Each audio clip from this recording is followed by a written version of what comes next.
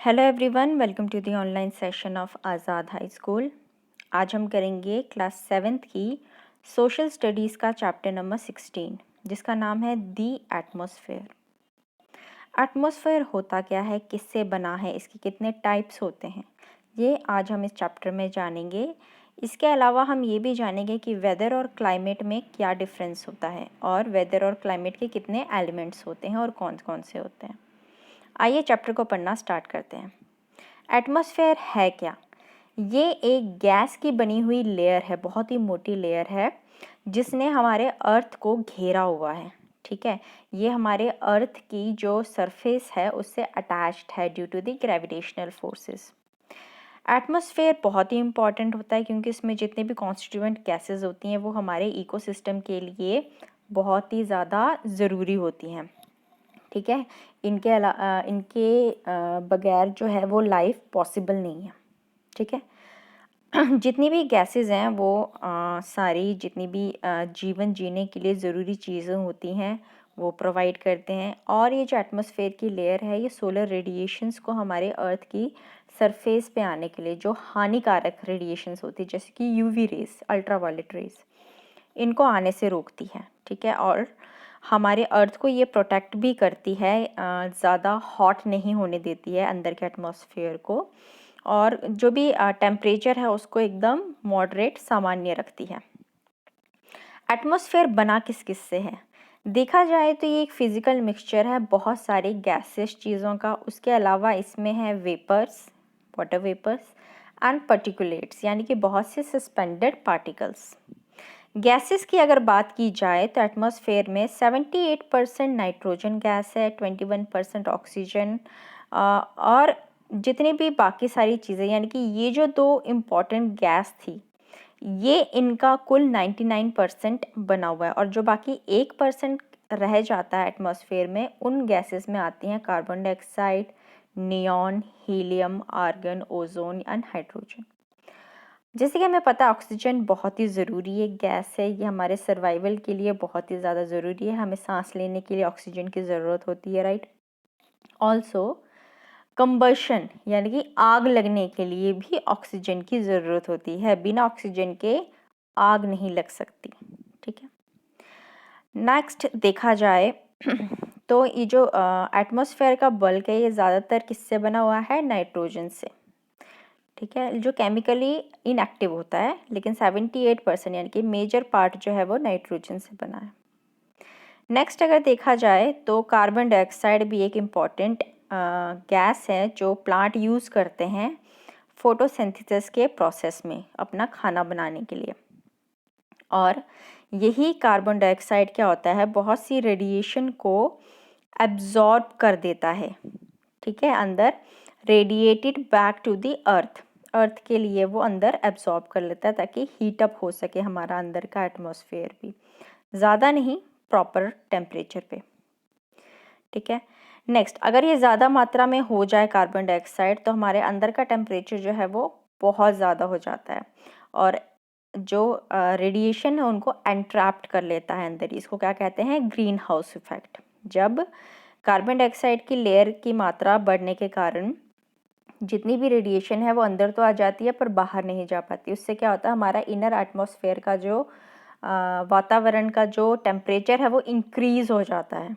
ठीक है, तो इसकी वजह से इस इफ़ेक्ट को क्या कहते हैं? ग्रीन हाउस इफ़ेक्ट कहते हैं, और इसीलिए कार्बन डाइऑक्साइड को ग्रीन हाउस गैस भी कहा जाता है। ठीक है, अमाउंट जो कार्बन डाइऑक्साइड ह्यूमन और एनिमल छोड़ते हैं वही same amount of carbon dioxide plants intake करते हैं। इसी के कारण क्या है, ये जो बैलेंस है इसका बना हुआ है। ठीक है, लेकिन कुछ कुछ ज़्यादा फ्यूल्स जलाने के कारण, कोल और पेट्रोलियम का यूज़ करने के कारण या पेड़ काटने के कारण ये जो बैलेंस है ये बिगड़ रहा है। ठीक है, इससे क्या होता है, जो कार्बन डाइऑक्साइड की कंसंट्रेशन होती है वो बहुत ज़्यादा हो जाती है। इसके कारण हमारा एटमॉस्फेयर और जितना भी क्लाइमेट और वेदर है ये भी इफ़ेक्ट हो जाता है। ओजोन गैस, जो एटमॉस्फेयर में ओजोन गैस होती है वो इम्पॉर्टेंट होती है अल्ट्रावायलेट रेज जो सन से आती हैं उस रेडिएशन को एब्जॉर्ब करने के लिए।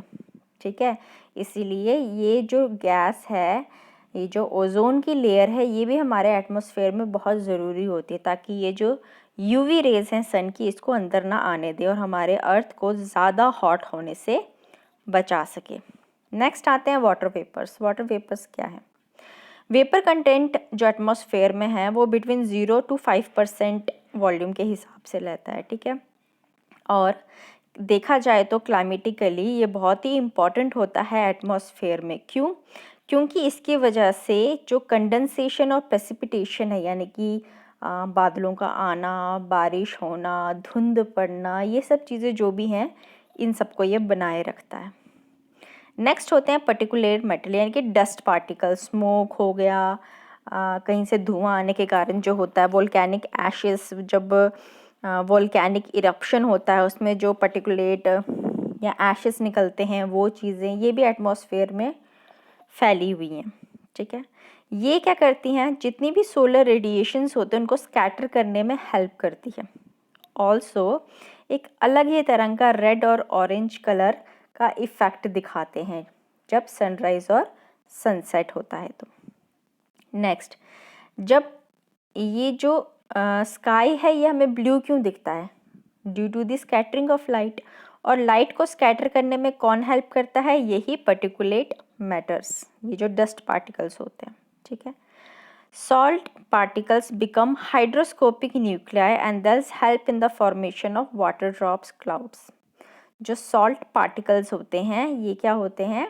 ये वाटर ड्रॉप्स या क्लाउड बनाने में हेल्प करते हैं। जो आसमान में हमें क्लाउड दिख रहे हैं ये एक्चुअल में है क्या?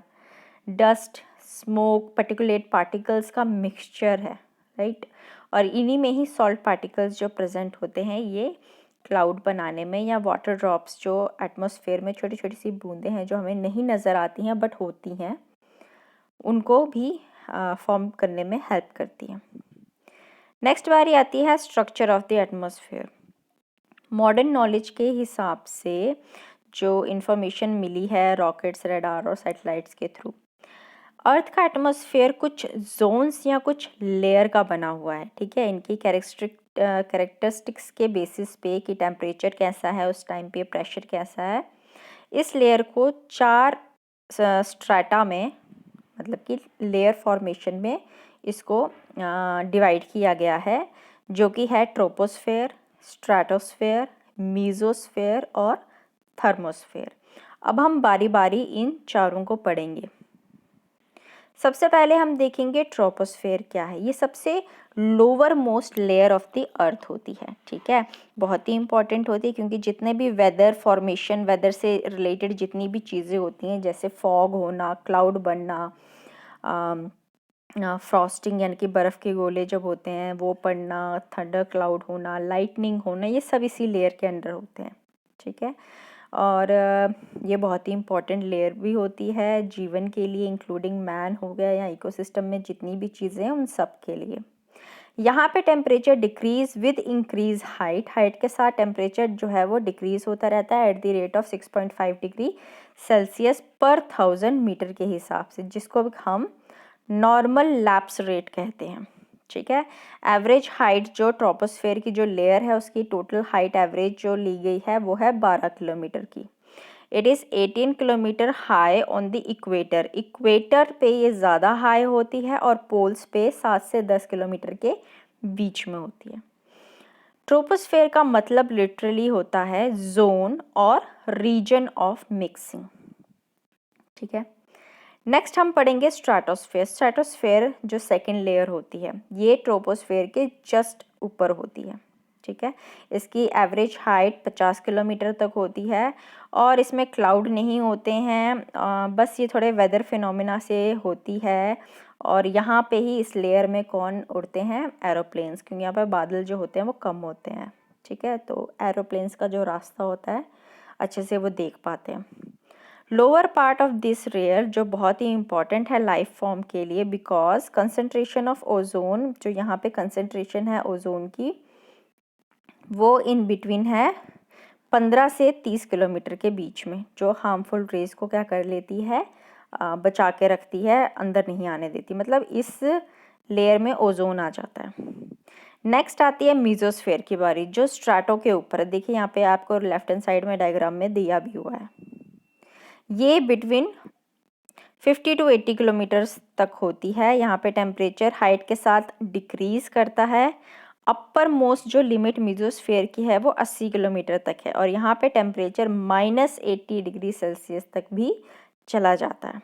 ठीक है, इस लिमिट को क्या बोलते हैं, मतलब यही लिमिट है उसकी 80 तक, और इस लिमिट को कहा जाता है मीजोपॉज। मीटराइट जब burn up to this layer on entering from this space, जब वो बाहर से स्पेस से जो मीटरॉइड्स होते हैं, मीटराइट्स आपने पढ़ा होगा, अर्थ के सरफेस में जब वो एंटर कर जाते हैं, कोई भी मीटियोर्स जब अर्थ के सरफेस पे एंटर करते हैं, इनको मीटेओराइट्स कहा जाता है। तो वो इसी लेयर तक बर्न अप होते हैं। कौन सी लेयर तक, मीजोस्फेयर तक। आगे हम पढ़ेंगे थर्मोस्फेयर। थर्मोस्फेयर भी एक लेयर है जो बियॉन्ड मीजोपॉज, यानी कि जहाँ तक मीजोस्फेयर की लिमिट है उसके ऊपर होती है ये। ठीक है, यहाँ पे टेम्परेचर इंक्रीज करता है हाइट के हिसाब से। बाकी दोनों में इंक्रीज हाइट के हिसाब से टेम्परेचर कम होता था, लेकिन यहाँ पे अब टेम्परेचर बढ़ जाता है। ठीक है, यहाँ पे जो अपर लिमिट तक टेम्परेचर जाता है दैट इज़ 1700 डिग्री सेल्सियस। और यहाँ पे भी थर्मोस्फेयर को भी दो अलग अलग लेयर में डिवाइड किया गया है, एक आइनोस्फेयर और एक एक्सोस्फेयर। आइनोस्फेयर 80 to 480 किलोमीटर तक होता है। यहाँ पे रेडियो वेव्स जो यूज़ की जाती हैं रेडियो कम्युनिकेशन के लिए, यहाँ से रिफ्लेक्ट बैक होती हैं। ठीक, और इसी तरह रेडियो मैसेजेस को ट्रांसमिट किया जाता है round the curve of the earth. Also जो सन की डेडली एक्सरेज होती हैं, इनको भी ये एब्जॉर्ब कर लेता है। द नॉर्दर्न लाइट ऑरोरा बॉन्ड्रियल्स इस एरिया में, इस जोन में देखा जा सकता है। ठीक है, यहाँ पे बहुत सारी आयनिक लेयर होती है, जैसे कि डी लेयर जो लो फ्रिक्वेंसी रेडियो वेव्स को रिफ्लेक्ट बैक करती हैं। फिर ई लेयर होती है जो मीडियम और हाई फ्रिक्वेंसी रेडियो वेव्स को रिफ्लेक्ट बैक करती हैं। एफ लेयर एक और है जिसमें F2 और F1 होता है कलेक्टिवली, जिनको कि एप्लेटन लेयर कहा जाता है। ये भी मीडियम और high frequency of radio waves को रिफ्लेक्ट बैक करती हैं टू दी अर्थ। नेक्स्ट आता है एक्सोस्फेयर। ये सबसे टॉप मोस्ट लेयर आप बोल सकते हैं। ठीक है, there is a very little knowledge about this, और ये बियॉन्ड 640 किलोमीटर हाइट तक जाता है फ्रॉम द सी लेवल। इसकी डेंसिटी बहुत ही ज़्यादा कम होती है, और एटमॉस्फेयर काफ़ी हद तक नेबुला एक जगह है, बिकॉज इट हैज़ हाईली रेयरफाइड, मतलब एक ऐसी जगह है एक्सोस्फेयर, एक ऐसा एरिया जिसके बारे में आज तक ज़्यादा नॉलेज गेन कर नहीं पाए हैं कि कितना टेम्परेचर होता है, कितनी हाइट है इसको, क्योंकि वहाँ तक अभी कोई गया नहीं है, जान नहीं पाया है वहाँ के बारे में। ठीक है, लेकिन कहा जाता है इसका जो एटमॉस्फेयर है वो रिसेंबल करता होगा नेबुला की तरह। अब बारी आती है वेदर और क्लाइमेट की। वेदर और क्लाइमेट होते क्या है? क्लाइमेट क्या है? It one of the basic element in the natural environment. हमारे नेचुरल एनवायरनमेंट में सबसे बेसिक चीज़ है। आपको पता है क्लाइमेट की वजह से वेरियस लैंडफॉर्म इफ़ेक्ट होते हैं, सॉइल किस तरह की होगी वो भी इफ़ेक्ट होती है, वहाँ की वेजिटेशन कैसी होगी इस पे भी डिपेंड करता है क्लाइमेट पे ये सब चीज़ें। ठीक है, और इंसानों पे भी डिपेंड करता है कि हम किस तरह के कपड़े पहनते हैं, कौन सी तरह के खाने खाते हैं, ये सब चीज़ें भी। क्लाइमेट को वेदर के साथ कंफ्यूज नहीं करना चाहिए। Weather is a day to day condition of the atmosphere. हर दिन जो कंडीशन हमारे एटमॉस्फेयर की होती है उसको हम वेदर कहते हैं। ठीक है, क्योंकि वेदर जो है वो कभी भी चेंज हो सकता है, आज कुछ है कल कुछ और होगा। ठीक है, अब प्लीजेंट ब्रीजी वेदर, अगर अच्छी अच्छी सी हवा चल रही होती है तो हमें अच्छा लगता है। ठीक है, अगर ह्यूमिड होगा, बहुत गर्म होगा, तो हमारे लिए वो सहन करना मुश्किल हो जाता है।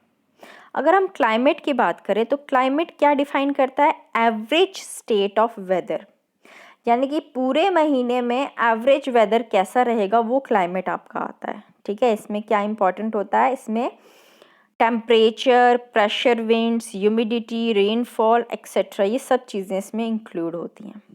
ठीक है, अगर देखा जाए डिफरेंस बिटवीन करें तो weather short period of time के लिए होता है, जैसे कि एक दिन के लिए, एक हफ्ते के लिए, एक मंथ के लिए।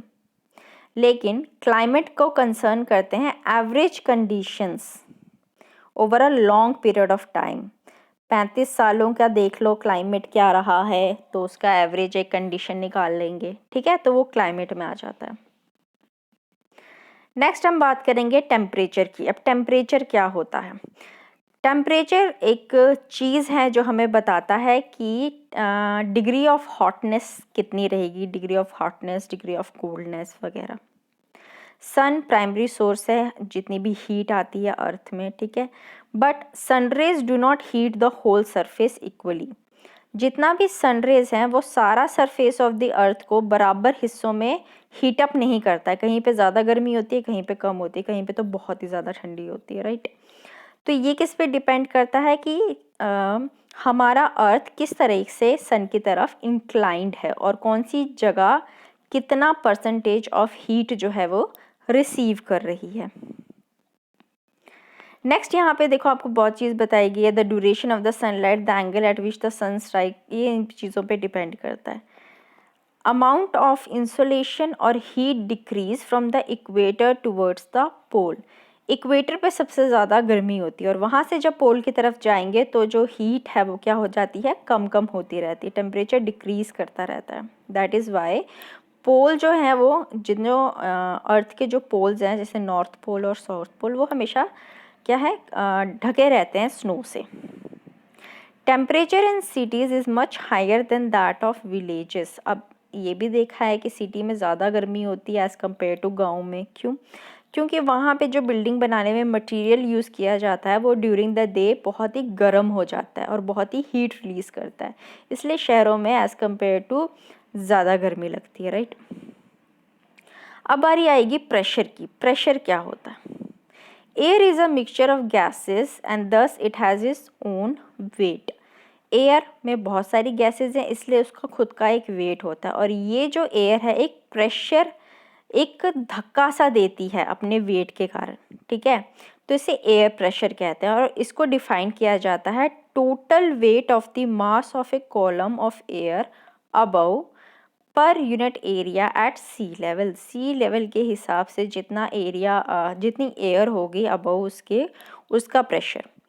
One can imagine as how much weight of overlying air is being carried by every man daily, but he does not feel such enormous weight on his head and shoulder because air present inside human body exert equal amount of outward pressure which balance the inward atmospheric pressure। हम imagine भी नहीं कर सकते कि daily हम अपने sir पे कितना एटमॉस्फेरिक प्रेशर का भार लेके जा रहे हैं, लेकिन क्योंकि हमारे अंदर भी जो प्रेशर है एयर का वो उस ऊपरी प्रेशर को बैलेंस कर देता है, क्योंकि दोनों ही अपोजिट फोर्स कर रहे हैं तो वो एक दूसरे को बैलेंस कर लेते हैं, ठीक है। यही है एक तरह का बैलेंस था। इनवर्ड, जितना भी इनवर्ड चीज़ हम प्रेशर देते हैं उसको बैलेंस कर लेता है। अगर लेकिन इसका रिलेशन क्या है between the temperature and pressure? अगर टेम्परेचर इंक्रीज करेगा तो प्रेशर डिक्रीज करता है, ये उल्टे हैं, ठीक है। अगर कहीं पे टेम्परेचर ज़्यादा होगा तो वहाँ पे प्रेशर क्या होता है, कम होता है, ठीक है। जैसे कि अगर हम ऊपर ऊपर हिली एरिया में पहाड़ के टॉप पे चढ़ते जाएंगे तो टॉप पे चढ़ते जाएंगे तो जितना आप ऊपर जाते हैं उतना टेम्परेचर कम होता जाता है और टेम्परेचर कम होता जाता है लेकिन प्रेशर क्या होता रहता है, ज़्यादा होता रहता है ना, ऐसा भी होता है। अगर देखा जाए हम एटमॉस्फेयर की लेयर में चले जाएं, अगर हम लेयर्स ऑफ द एटमॉस्फेयर में जाएंगे तो प्रेशर क्या होगा, कम होता जाएगा, क्योंकि वहाँ पे टेम्परेचर क्या होता है, बढ़ता जाता है, ठीक है। तो air pressures at the highest sea level and decrease with height. Sea level के ऊपर जो है वो हाईएस्ट रहता है और जितनी हम हाइट पे जाते रहेंगे प्रेशर क्या है, घटता रहता है। अगर हम हॉरिजॉन्टली देखें तो distribution of air pressure influenced करता है टेम्परेचर ऑफ द एयर पे, ठीक है। जहाँ पे टेम्परेचर हाई होगा वहाँ पे लो प्रेशर बनेगा। एरिया जहाँ पे लोअर टेम्परेचर होता है, जहाँ एयर जो हवा होती है वो ठंडी होती है, तो वहाँ पे हाई प्रेशर एरिया बन जाता है, ठीक है।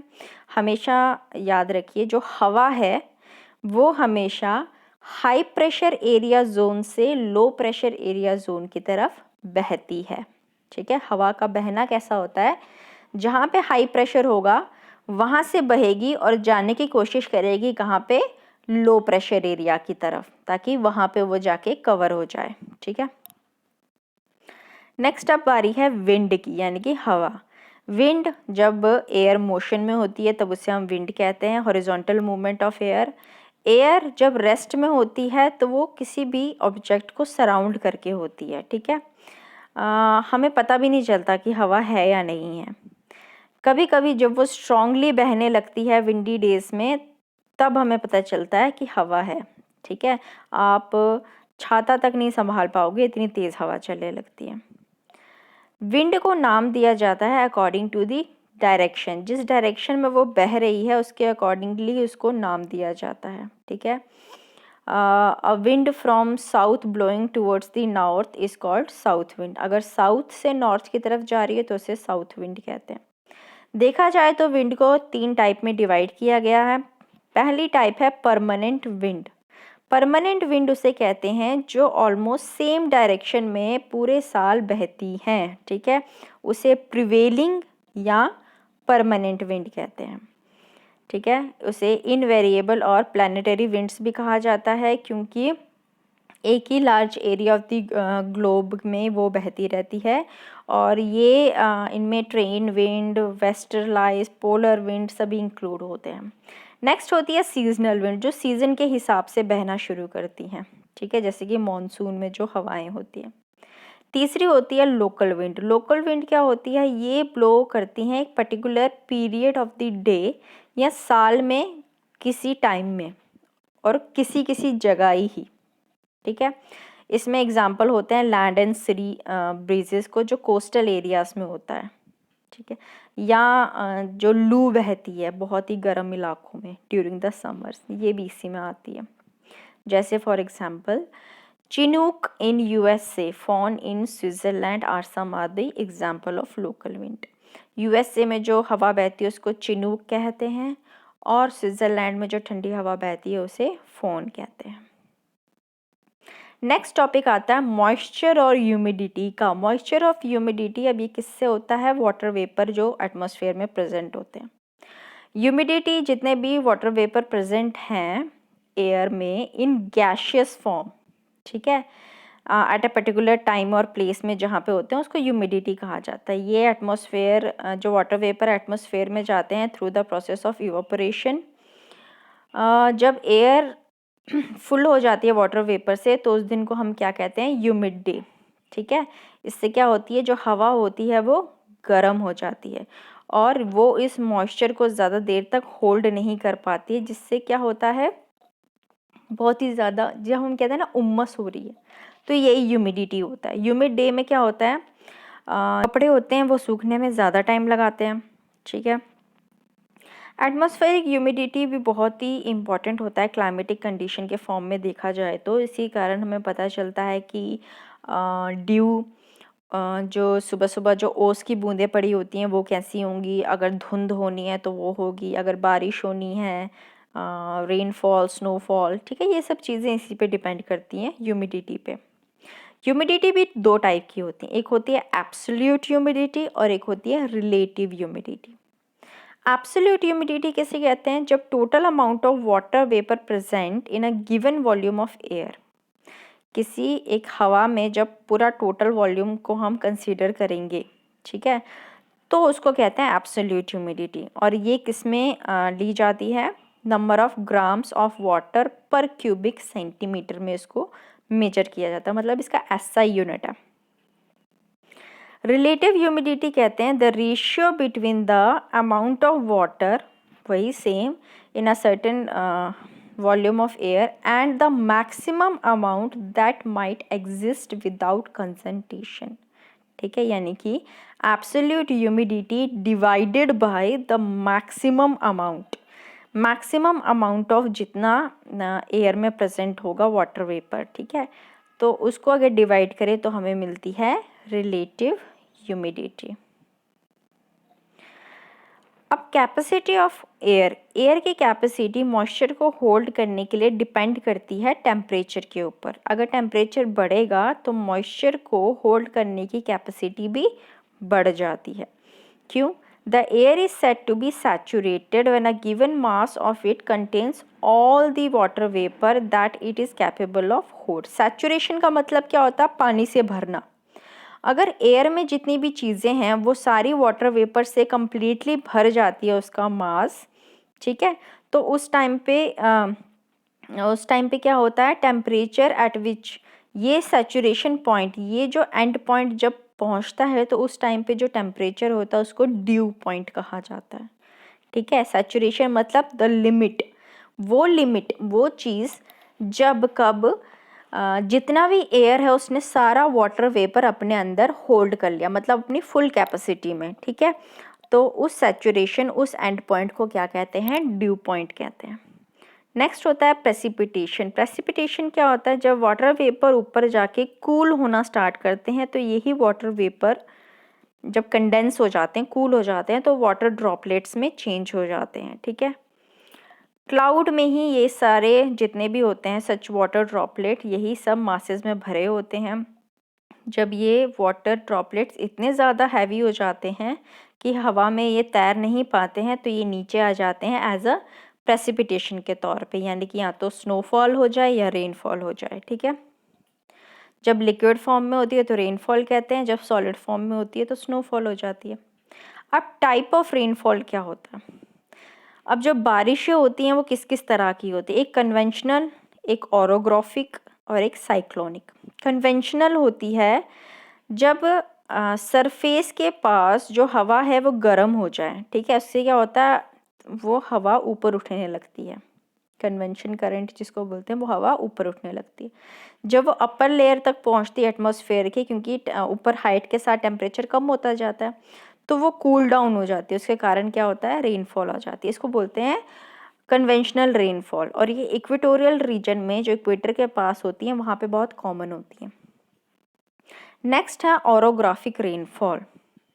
अब ये बहुत वाइड स्प्रेड रेनफॉल की तरह है, जैसे कि माउंटेन स्टैंड के पास जो होता है मॉइस्चर हवा में काफ़ी होता है, तो जहाँ पे पहाड़ होते हैं वहाँ पे मॉइस्चर इतना हवा में ज़्यादा होता है, तो यही उसको ऊपर उठने के लिए प्रेशर देता है। एज द एयर राइजेट, वो ऊपर उठती है, एक्सपैंड होती है और फिर कूल डाउन होके बारिश की तरह नीचे गिर जाती है, ठीक है। फिर एयर क्रॉस करेगी over to the other side, फिर दूसरे साइड में जब जाएगी तो it loses most of its moisture, बहुत सा अपना मॉइस्चर जो है वो कम कर देगा, इसलिए साइड वाला जो दूसरा वाला एरिया होगा वो कम बारिश लेगा। यानी कि लेफ्ट हैंड साइड पे ज़्यादा बारिश हो रही है जहाँ पे मॉइस्चर ज़्यादा था, और राइट हैंड साइड पे जो लीवर्ड साइड इसको कहते हैं वहाँ पे कम हो रही है। देखिए माउंटेन का लेफ्ट हैंड साइड था जहाँ पे मॉइस्चर ज़्यादा था तो वहाँ पे ज़्यादा बारिश हुई, और लीवर्ड साइड जो इस तरफ वाला साइड था वहाँ पे मॉइस्चर कंटेंट कम हो गया, इसकी वजह से बारिश कम हो गई, ठीक है। तो इसीलिए जो other side of the mountain है उसको क्या कहा जाता है? Rain shadow area. ओके, यहाँ पे आपको इस डायग्राम में भी दिखाया हुआ है। नेक्स्ट हम पढ़ेंगे साइक्लोनिक रेनफॉल। साइक्लोनिक रेनफॉल क्या होती है? ये साइक्लोन्स या डिप्रेशन से रिलेटेड होती है, ठीक है। साइक्लोन जो हम बोलते हैं, बवंडर आ रहा है तूफान का। वार्म एंड कोल्ड एयर दो अलग अलग डेंसिटीज़ की होती हैं, ये दोनों अच्छे से मिक्स नहीं कर पाते। जो गर्म हवा होती है वो कम डेंस होती है और वो ऊपर उठने लगती है, ठीक है, और जो कोल्ड एयर होती है वो नीचे होती है, नीचे फैलती है। फिर जो वो ऊपर जाती है, ऊपर वो कूल डाउन होती है, फिर से नीचे रेन बन के आती है। तो जितना भी ground water comes from the rain water, जितना भी ज़मीन पे पानी है वो सारा रेन से ही आया हुआ है, ठीक है। प्लांट पानी को अब्जॉर्ब कर लेते हैं, ट्रीज़ को, जो हिल साइड्स जो होते हैं वो उनको भी अब्जॉर्ब कर लेते हैं। लेकिन जब हम पेड़ पौधों को काटते हैं तो उससे क्या होता है? जो रेन वाटर होता है वो खाली जो पहाड़ है उनमें ऐसे ही बहने लग जाता है, क्योंकि वहाँ पे उसको पकड़ने के लिए अब पेड़ हैं ही नहीं, ठीक है। तो इससे क्या होता है? जो दूसरे साइड में फ्लड आने के चांसेस ज़्यादा हो जाते हैं। रेनफॉल बहुत ही इंपॉर्टेंट है लिविंग ऑर्गेनिज्म के सर्वाइवल के लिए, ठीक है। और रेनफॉल को, जो रेन वाटर होता है उसको प्योरेस्ट फॉर्म ऑफ वाटर भी कहा जाता है। अगर बारिश कम होगी तो वाटर स्कार्सिटी होगी, यानी कि पानी की कमी हो जाएगी और ड्राफ्ट हो जाएगा, सूखा पड़ जाएगा। ठीक है, इसीलिए अगर ज़्यादा हो गई एक्स्ट्रा बारिश तो फ्लड आने के चांसेस होंगे। मतलब देखा जाए तो दोनों ही केसेस में रेन वाटर अच्छा भी है और बुरा भी है। ठीक है, तो ये था आपका चैप्टर। आई होप आपको समझ में आया होगा। नेक्स्ट यहाँ पे बहुत से इंपॉर्टेंट टर्म्स भी दिए हुए हैं, इनको भी ध्यान से पढ़ लीजिएगा। अब हम करते हैं इसकी exercise. Choose the correct option. Number 1, what percentage of oxygen is found in atmosphere? तो इसका है option B 21%। Second, which of the following gases is called greenhouse gas? Greenhouse gas किसे कहते हैं? तो वो है option D carbon dioxide. Which of the following gases absorb the harmful UV rays radiated from the sun? UV rays को कौन absorb करता है? तो इसका है option C ozone gas. Fourth, which of the following is the lowermost layer of the earth? सबसे नीचे वाली कौन सी होती है? तो इसका है option D troposphere. Fifth, radio communication किस पे पॉसिबल है? तो हमने पढ़ा था ना रेडियो वेव्स किस पे होती हैं, तो यहाँ पे आएगा ऑप्शन ए आइनोस्फेयर में। ठीक है, ये लास्ट वाले थर्मोस्फेयर का ही पार्ट है, बट आइनोस्फेयर में होती है। नेक्स्ट, ट्रू और false. Number 1, exosphere is the lower layer of the earth, ये है false. Number 2, the air pressure is highest at sea level, ये ट्रू है। Number 3, conventional rainfall is common in equatorial region, ये भी true है। Next, stratosphere is almost free from clouds and associated weather phenomena, ये भी true है। Fifth, nitrogen is least found gas in the atmosphere, ये गलत है, नाइट्रोजन तो सबसे ज़्यादा होती है। नेक्स्ट हम फिलअप देखते हैं। The temperature at which saturation is reached is called the due point. Number 2, dash is a horizontal movement of air, horizontal movement of air को विंड कहते हैं।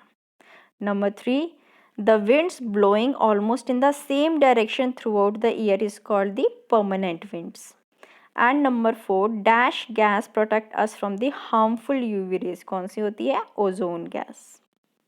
Fourth, match the following column. लू को हम match करेंगे northern India के साथ, Chinook को हम मैच करेंगे यूएसए के साथ, फोन को मैच करना है स्विट्ज़रलैंड के साथ, एप्लेटन लेयर इसको हम मैच करेंगे आइनोस्फेयर के साथ, और ओजोन को मैच करेंगे स्ट्रेटोस्फेयर के साथ। नेक्स्ट है answer in short. Question number 1, what do you mean by temperature? तो इसका आंसर लिखेंगे temperature is the term used to express the intensity or degree of heat in the atmosphere. Question number 2, what do you mean by pressure? तो इसका answer है pressure is the weight of air per unit area exerted over Earth's surface. Question number 3, what is humidity? इसका answer है humidity is the content of water vapor in the air. Fourth, define seasonal winds. तो इसका answer है winds with seasonal changes in their directions are called seasonal winds. Fifth, what do you understand by loo? तो इसका answer है loo is the seasonal hot wind blowing in northern India. Next है defined wind. तो इसका answer है wind is the horizontal movement of air. Number 7, what do you mean by weather? तो इसका answer लिखेंगे weather is the day to day condition of the atmosphere at any place. 8th, what is climate? तो इसमें लिखेंगे climate is the average state of weather. Question number 9, name the layer which reflect radio waves. तो इसका answer है ionosphere. Question number 10, what do you mean by relative humidity? तो इसमें लिखेंगे relative humidity refers to the ratio between the amount of water in a certain volume of air and the maximum amount that might exist without condensation at a certain temperature. Next question, give the importance of water vapour. तो इसमें लिखेंगे water vapour present in the atmosphere is responsible for the several forms of condensation and precipitations like clouds, fog, dew, rainfall, etc. Question number 12. Name the main constituent of air. तो यहाँ लिखेंगे nitrogen and oxygen are the main constituents of the atmosphere, या air भी लिख सकते हैं। 13. Give the elements of weather and climate. इनके elements कौन से हैं? तो इसमें हम लिखेंगे elements of both weather and climates are the same, that is temperature, pressure winds, humidity, rainfall, etcetera. आगे है आंसर इन डिटेल, तो ये हम आपको डिस्क्रिप्शन बॉक्स में अवेलेबल कर लेंगे। तो यहाँ पे आपका ये चैप्टर ख़त्म होता है। अगर आपको हमारी वीडियो अच्छी लगे प्लीज़ इसे लाइक ज़रूर करें। Thank you so much and have a nice day.